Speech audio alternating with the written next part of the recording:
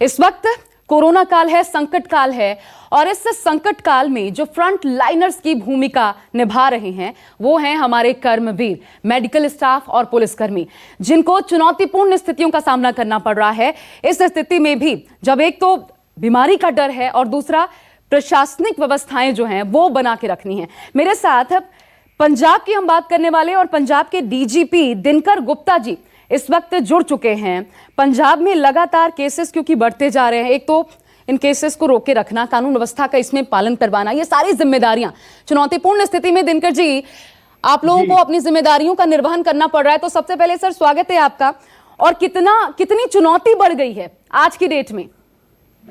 शुक्रिया आपका। हमारे यहाँ काफी हम लोग, हमारा पहला स्टेट था जो कर्फ्यू में गया 23 मार्च से ही। 22 को जनता कर्फ्यू था, 22 मार्च को, और 23 मार्च के बाद से हम लोग कर्फ्यू के अंडर चल रहे हैं। ये स्थिति एक लॉकडाउन प्लस वाली स्थिति है जहां पे देश भर में लॉकडाउन है, लेकिन पंजाब में हमारे ऑनरेबल चीफ मिनिस्टर पंजाब ने उन्होंने कर्फ्यू क्लैंप डाउन किया था 23 तारीख को, जो करीब 25 दिन हो चुके हैं। आज 17 तारीख है। सो काफ़ी उसमें चैलेंजेस हैं इसको इम्प्लीमेंट करने में। लोगों को काफ़ी पब्लिक इनकन्वीनियंस भी हो रही है और पुलिस को भी ये इन्फोर्स करने के लिए काफ़ी वो है, लेकिन इसके अच्छे रिजल्ट्स आए हैं। इससे जो कोरोना वायरस का जो कहर है, जो प्रभाव है, वो काफ़ी हद तक सीमित करने में पंजाब गवर्नमेंट कामयाब रही है अब तक। केसेस ऑफ कोर्स हुए हैं, हमारे भी कुछ जगह ज़्यादा हुए हैं, कुछ ज़िलों में कम हुए हैं, लेकिन प्रयास जारी हैं कि इसको स्प्रेड करने से रोका जा सके। जी, एक बड़ी बात यह है सर, क्योंकि 4 जिले मोहाली, जालंधर, नवा शहर, पठानकोट ये हॉटस्पॉट बन गए हैं। उधर हालांकि अभी मामला यहाँ पर संभला है, लेकिन हम देख रहे हैं लुधियाना में केसेस बढ़ते जा रहे हैं। और एक बड़ी बात, एक पहले तो मैं आंकड़ा आपके सामने रखना चाहती हूँ। कुल मिलाकर के 2,79,00,000 से ज्यादा की आबादी है और लगभग 5,500 एग्जैक्ट आंकड़ा है, फिगर है 5,524 महज इतने टेस्ट हुए हैं। और अभी एक बड़ी जिम्मेदारी आप लोगों के पास आने वाली है कि 20 तारीख तक उन जगहों का चुनाव जहां पर लॉकडाउन में थोड़ी सी ढील देनी है। तो ये बहुत मुश्किल नहीं होने वाला है सर इस स्थिति में, जब इतने कम जांच हुई है और बहुत बड़ी आबादी है? तो किन किन जगहों पर ढील या रियायत दी जाएगी और फिर आगे स्थितियां कैसे संभलेंगी वहां पे? देखिए, जो टेस्टिंग हुई है पंजाब में, वो जो प्रोटोकॉल्स गवर्नमेंट ऑफ इंडिया के, जो आईसीएमआर और health ministry of health and family welfare के हैं, तो मैं उसके साथ डायरेक्टली ताल्लुक मेरा नहीं है, लेकिन उसी प्रोटोकॉल के मुताबिक और जो हमारे टेस्टिंग फैसिलिटीज़ हैं, पहले 3 कॉलेजेस थे, मेडिकल कॉलेजेस, जहाँ पे जो टेस्टिंग चल रही थी, वहाँ से टेस्टिंग और बढ़ी है। दूसरी लैब्स को भी मान्यता दी गई है। जो रेगुलर लैब्स हैं वहाँ पे भी रैंप अप कैपेसिटी की गई है। पंजाब सरकार ने परसों से कुछ हज़ार रैपिड टेस्टिंग किट्स भी पंजाब को मिली थी आईसीएमआर की तरफ से, तो उनको भी हॉटस्पॉट्स में मोहाली में और दूसरी जगहों में जाके उनके भी करीब 700 टेस्ट, जो कुछ आंकड़ों में फ़र्क हो सकता है, लेकिन उनकी भी टेस्टिंग बढ़ रही है। पंजाब सरकार आरटीकेस की भी और खरीद कर रही है। आईसीएमआर को उन लोगों ने, पंजाब सरकार ने रिक्वायरमेंट प्रोजेक्ट कर रखी है, डिमांड कर रखी है। सो टेस्टिंग काफ़ी हुई है और बहुत बड़ी भारी परसेंटेज में टेस्ट नेगेटिव भी आए हैं पंजाब में। ऑफ कोर्स आपने बात करी कुछ हॉटस्पॉट्स की, आपने लुधियाना की बात करी, मोहाली की बात करी, पठानकोट की करी, और वहाँ पे उनके प्राइमरी सेकेंडरी कॉन्टैक्ट्स वगैरह, ट्रेसिंग वगैरह सब कुछ हो रहा है। हमारे हार्वेस्टिंग भी जो है, हमारे जो कनक की जो कटाई थी वो चालू हो गई थी परसों से। कुछ ज़िलों में जल्दी चालू हो गई है और बाकी जगह भी चल रही है। हमें इस कनक की प्रोक्योरमेंट भी करनी है। सो पंजाब एक एग्रीकल्चरल स्टेट है, जैसा कि आपको मालूम है। सो 20 के बाद जो रिलैक्सेशंस होंगी, एडिशनल एक्टिविटीज़ जो गवर्नमेंट ऑफ इंडिया ने परमिट की हैं, उसके लिए identification, demarcation of containment zones, बाकी जो रिलैक्सेशंस हैं, जो नया रिलैक्स्ड रेजीम है, उसको इम्प्लीमेंट करने की हमारे सारे डिप्टी कमिश्नर्स और हमारे जो कमिश्नर्स ऑफ पुलिस और हमारे सीनियर सुपरिटेंडेंट्स ऑफ पुलिस, जो डिस्ट्रिक्ट पुलिस चीफ्स हैं, वो लगातार एक दूसरे के साथ बड़ी अच्छी कोऑर्डिनेशन और उसमें तालमेल से ये कार्रवाई में जुटे हुए हैं। और हम चाहते हैं कि हमारे काफ़ी मात्रा में, संख्या में माइग्रेंट लेबर है, जो लोग हमारी फैक्ट्रीज में, लुधियाना में, दूसरी जगह काम करते थे, तो उनको भी काम पे लाना है, फैक्ट्रीज को चालू करना है। तो वो उन फैक्ट्रीज को, कंस्ट्रक्शन साइट्स को, ब्रिक किल्स को, जो ईंटों के भट्टे हैं, जहाँ जहाँ रूरल एरियाज में गवर्नमेंट ने परमिट किया है, तो सारी सरकार उसमें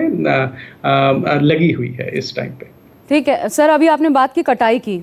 खेती प्रधान राज्य है, हम सभी जानते हैं, कटाई अभी होनी है और अभी 15 अप्रैल से लेकर के 15 जून तक मंडियां खुली रहनी हैं, वहां पर बिकवाली होगी। तो ऐसे में किसान बड़ी तादाद में पहुंचेंगे, वहां पर सोशल डिस्टेंसिंग का पालन हो पाए, लोगों को, किसान जब आएंगे तो कई जगह पर नाके होंगे, उनको परेशानी ना हो, क्या उसके लिए नए आप लोग प्रावधान कर रहे हैं? कैसे ये सहूलियतें किसानों को प्रदान करेंगे? ये जो कटाई, हार्वेस्टिंग और दूसरा उसकी खरीद की बात है, हार्वेस्टिंग और प्रोक्योरमेंट ऑपरेशंस हैं, उसको बहुत डिटेल में कॉम्प्रिहेंसिव प्लान हमारी स्टेट गवर्नमेंट ने तैयार किया है, जो हमारा फूड डिपार्टमेंट है, एग्रीकल्चर डिपार्टमेंट है, और उस पर काफ़ी काम किया गया है। और बहुत डिटेल में करके कोऑर्डिनेशन में पुलिस डिपार्टमेंट के साथ हम लोगों ने करीब 8,500 से ऊपर हमारे पुलिसकर्मी भी इसमें लगे हुए हैं। पहले करीब 1800 मंडियां होती थी जहां से खरीदारी होती थी कनक की। इस बार उन पॉइंट्स को, ताकि कम लोग पहुंचे, उनको एक्सपेंड कर दिया गया है। करीब 3900 मंडियां बढ़ा दी गई, मतलब टोटल हो गई हैं, और कोशिश है कि उसका नंबर और इंक्रीज किया जाए, और जहां पॉसिबल हो वहां गांव लेवल से ही खरीद कर ली जाए, और कम से कम ट्रैक्टर ट्रॉलीज आए, उनको कूपन दिए जाएंगे, दिए जा रहे हैं बाकायदा होलोग्राम लगा के, और पासेस इशू करे जा रहे हैं। तो आड़तियाज, जो सारा पूरा एक चेन है, जो लोग इसमें इन्वॉल्व रहते हैं, फार्मर्स होते हैं, कमीशन एजेंट्स जिनको हम आड़तियाज बोलते हैं, तो जितने स्टेक होल्डर्स हैं, हमारी प्रोक्योरमेंट एजेंसीज हैं, वो सब लोग यूनिसन में एक दूसरे के साथ तालमेल से काम कर रहे हैं। ठीक है सर, ये पासेस कलेक्ट करने की प्रक्रिया क्या होगी? ये एग्रीकल्चर डिपार्टमेंट इसको इशू कर रहा है आड़तियों के माध्यम से, और वो पासेस लिमिटेड, उसमें कुछ इन लोगों ने एक ओला के साथ भी कुछ टाई अप शायद किया गया है। उनके टेक्नोलॉजी प्लेटफॉर्म बड़ा प्रोवन एक प्लेटफॉर्म है, तो हमारी स्टेट गवर्नमेंट ने उनके साथ करके कुछ प्लान किया है ओला के साथ, which is a tested technology platform. Punjab सरकार का वैसे हमारा एक ई पास सिस्टम, जो हम लोग पहला राज्य था पंजाब जिसने ये लॉन्च किया था, ई पास सिस्टम, जिसपे 5-6 लाख लोग अभी अप्लाई कर चुके हैं और बड़ा अच्छा चल रहा है। सो ये सारे हम लोग टेक्नोलॉजी का उपयोग करते हुए इस चीज़ पे आगे बढ़ रहे हैं। मंडियों में सोशल डिस्टेंसिंग के लिए जहां ढेरियाँ लगाई जाएंगी 30 फीट इंटू 30 फीट का, अलग अलग वो किया गया है। वॉलंटियर्स हमने करीब 4000 से अधिक एनसीसी कैडेट्स, दूसरे हमारे गार्डियंस ऑफ गवर्नेंस जो फौज में पहले एक्स सर्विसमैन हैं, हमारे कुछ फॉर्मर पुलिस ऑफिसर्स हैं, वो लोग भी वॉलंटियर कर रहे हैं, और इसके अलावा कुछ स्पोर्ट्स क्लब हैं, उनके मेंबर्स हैं।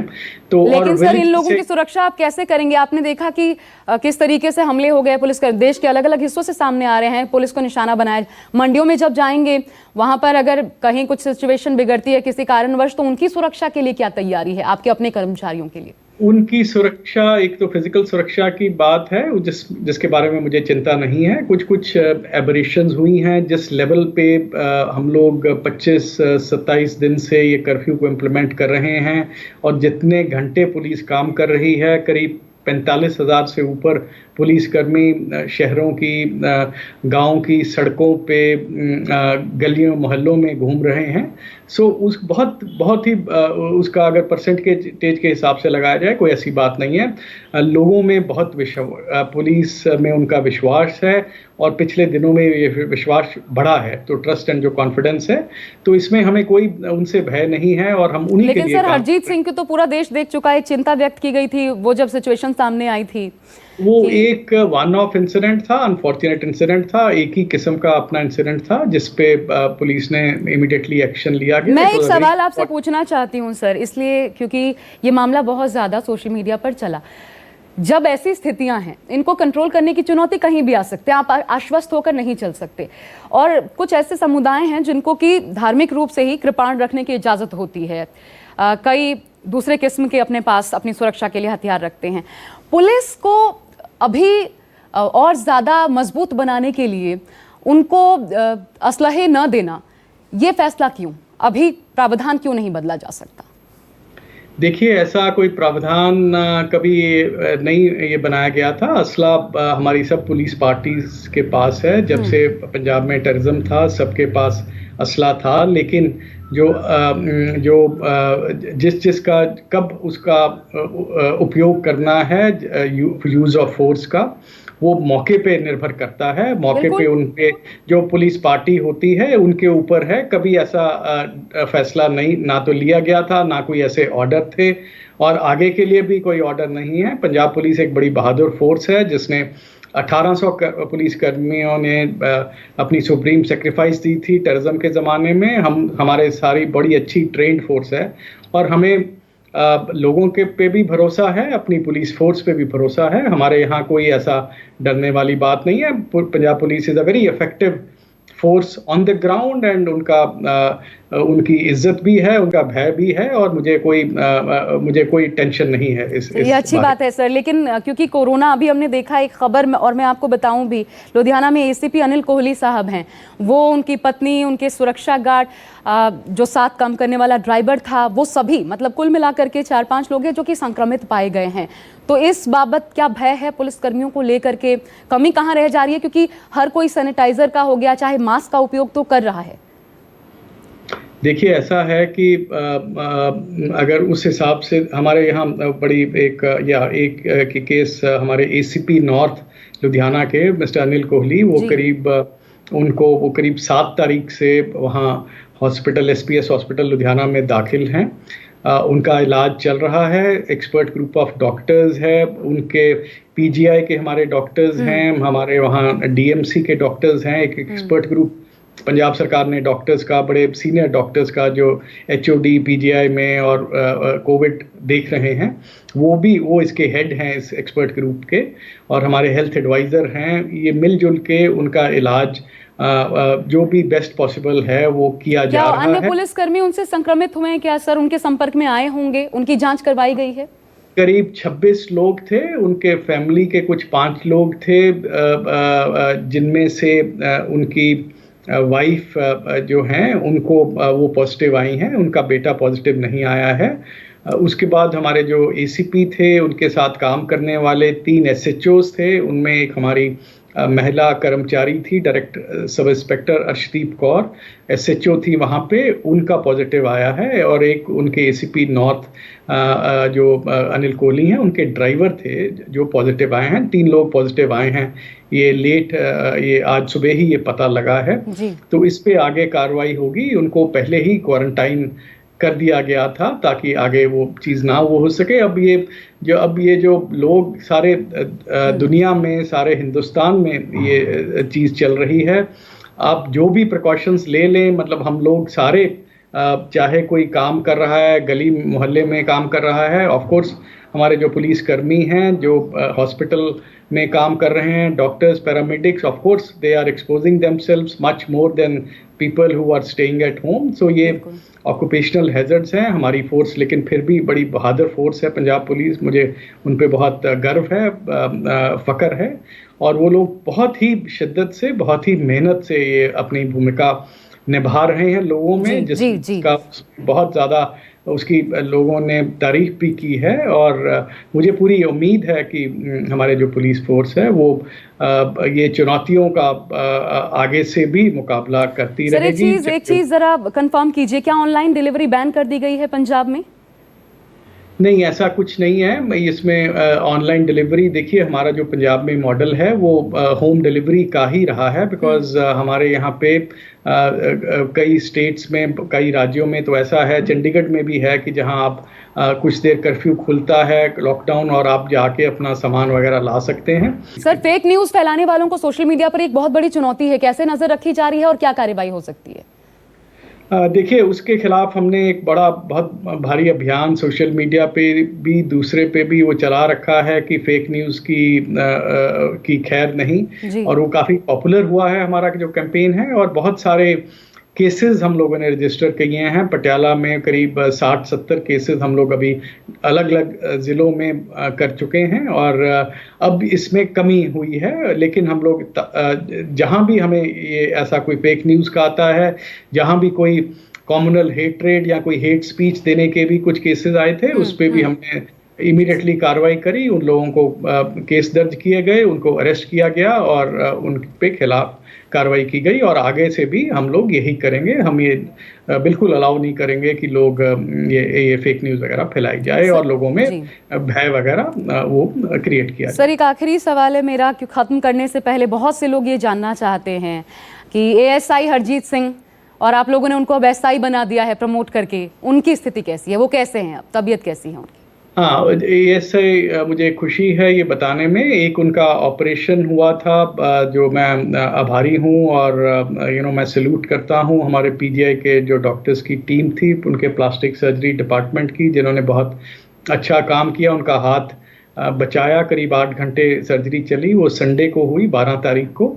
उसके बाद वो ठीक प्रोग्रेस उनकी चल रही है। डॉक्टर्स ने हमें सर्जरी के बाद कहा था कि करीब 5 दिन हमें देखना होगा, मॉनिटर करना होगा, तो उनकी जो प्रोग्रेस है वो ठीक चल रही है। परसों फिर एक सर्जरी हुई थी, जो प्लास्टिक सर्जन्स की जो टीम थी, उन लोगों ने फिर एक परसों सर्जरी करी थी।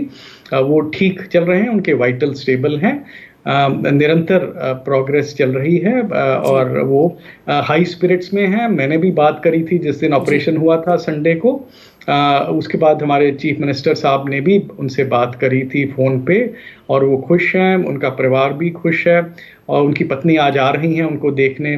उनके भाई और उनके कज़न वहाँ थे। हम लोग हमने थोड़ा ये कंट्रोल कर रखा है कि उनको हम विजिट ना करें, उनको डिस्टर्ब ना करें। डॉक्टर्स ने भी कहा था कि उनको मिनिमम लोग मिले, उनके परिवार के सदस्य ही मिले।